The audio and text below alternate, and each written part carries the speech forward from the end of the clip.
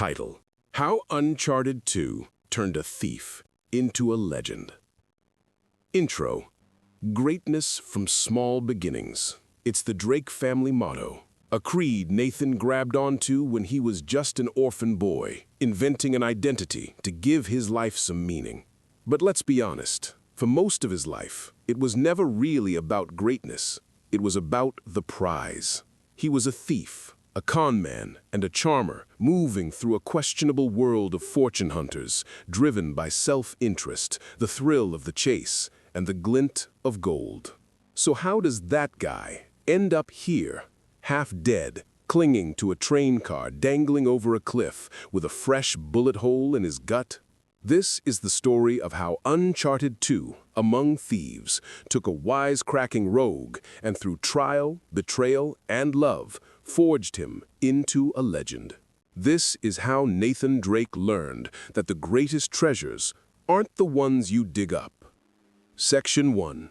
The Foundation of a Fortune Hunter. To understand the legend, you have to understand the thief. When we meet Nathan Drake at the start of Uncharted 2, he's no hero. He's a professional working in a world of smugglers and criminals where morality is flexible. His entire identity is built on a lie, the claim that he's a descendant of Sir Francis Drake, an obsession born in an orphanage out of a desperate need for a legacy. This wasn't just backstory, it was his engine. It's what pushed him to chase artifacts, not for history, but for his own self-validation. And his friends? They're cut from the same morally gray cloth. Characters like Victor Sullivan, his mentor and father figure, are lovable, but they're also career criminals. This is Nate's world, a dog-eat-dog life where loyalty is a commodity and the prize is all that matters. Even his design tells this story. He's got that heroic silhouette, but it's always defined by the guns he's carrying, a constant reminder of the violence in his world. His roguish charm is the perfect cover for a man whose main motivation is personal gain. He's likable, sure, but he's out for himself. And at the start of Among Thieves, that self-interest is about to get him into more trouble than ever. Section 2. The Catalyst of Being Thieves.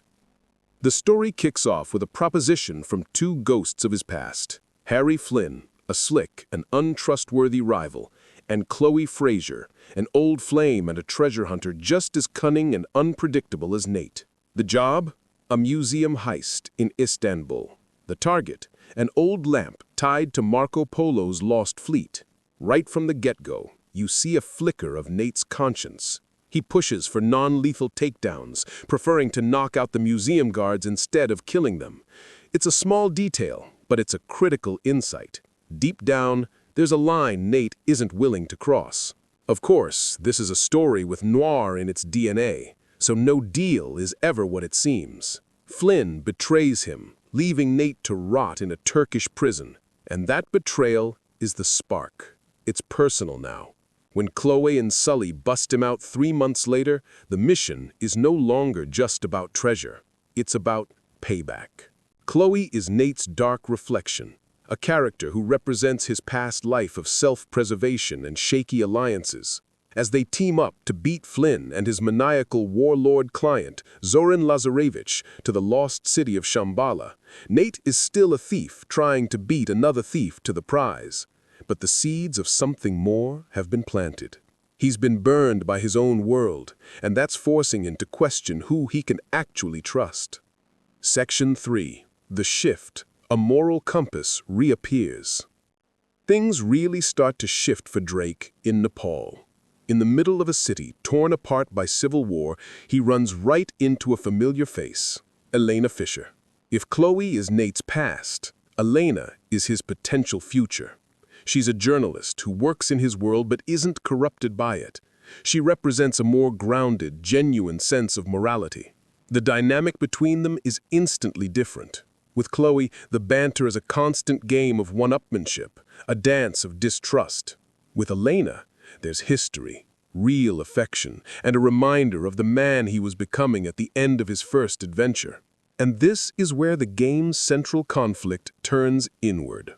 Chloe's philosophy is simple. Cut your losses and look out for number one. When she and Nate are cornered, her first instinct is to save themselves, even if it means leaving others behind. But Nate can't do it. He refuses to abandon his wounded cameraman, Jeff, a decision that makes no sense in his line of work, but makes perfect sense for the hero he's becoming. She calls him out on it. You don't always have to be the bloody hero, you know. But for the first time, it feels less like a choice and more like instinct. This is the narrative genius of Uncharted 2. By placing these two women, one representing his selfish past, the other his selfless future, on either side of him, the game forces both Nate and the player to make a choice. Every decision to help Elena, every moment he hesitates to follow Chloe's cutthroat advice, is another step away from the thief and a step toward the legend. Section 4. The Crucible, the Tibetan Village. The true turning point, the moment that cements Nate's transformation, isn't a massive explosion or a dramatic betrayal. It's a moment of peace. After surviving that train wreck from the game's opening, a wounded Drake is carried to a remote Tibetan village. Here, the game does something radical for a blockbuster action title. It just stops. For a memorable sequence, the non-stop action is gone. You just walk. You interact with the villagers. You pet yaks. You play with the local kids.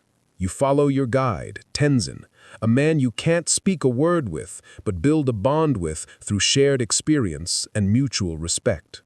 This sequence is the heart of the game. It's a quiet space for reflection that allows the emotional weight of Drake's journey to finally settle. For the first time, Drake isn't chasing anything. He's just there, being cared for by people who want nothing from him. And then, Lazarevich's army arrives. The peace is shattered. The tank that had been hunting Drake plows through the village, destroying homes and threatening the very people who saved him. Suddenly, the fight is no longer about a map, or a treasure, or revenge. It's about protecting the innocent. This is Drake's moral reckoning. His adventure has brought death and destruction to this peaceful place, and in that moment, he fully accepts the responsibility of being a hero. He's not fighting for a prize anymore. He's fighting for a people. This is the point of no return. If you're enjoying this breakdown of Drake's journey, take a second to hit that subscribe button for more deep dives into the stories that make our favorite games unforgettable. It's a huge help. Now let's get to Shambhala. Section 5. The Choice, the Secret of Shambhala. When Drake and the team finally find the entrance to the mythical city of Shambhala, the last pieces of his transformation click into place. He learns the city's secret, that the Sintamani stone isn't a jewel, but supernatural resin from a tree of life that grants the user incredible strength and healing powers. It's the ultimate prize. And it's exactly the kind of thing a monster like Zararevich would use to burn the world down. This is also where Chloe's me-first attitude finally breaks. Faced with the monstrous guardians of Shambhala and Zoran Lazarevich's sheer brutality, she realizes she's in her own head and that some things just aren't worth the risk. She finally puts her trust in Nate to do the right thing. But the most important choice falls to Drake. After Lazarevich drinks the sap and becomes a superpowered tyrant, Nate's objective is clear-cut. It's not about claiming the power for himself, or even escaping with his life. It's about destroying the Tree of Life so no one can ever abuse its power again. The final confrontation is incredibly telling. After a brutal battle, a wounded Lazarevich lies defeated, goading Nate to kill him. And he refuses. He won't become the monster he just fought. He leaves Lazarevich to be finished off by the city's guardians, cementing his own moral code. In the chaos, his ultimate priority isn't victory, but saving a critically injured Elena. He proves his defining quality: no one gets left behind. Section 6. The Legend, a new definition of treasure. In the end, Nathan Drake walks away from Shambhala without the legendary treasure. The city is destroyed. The Tree of Life is gone.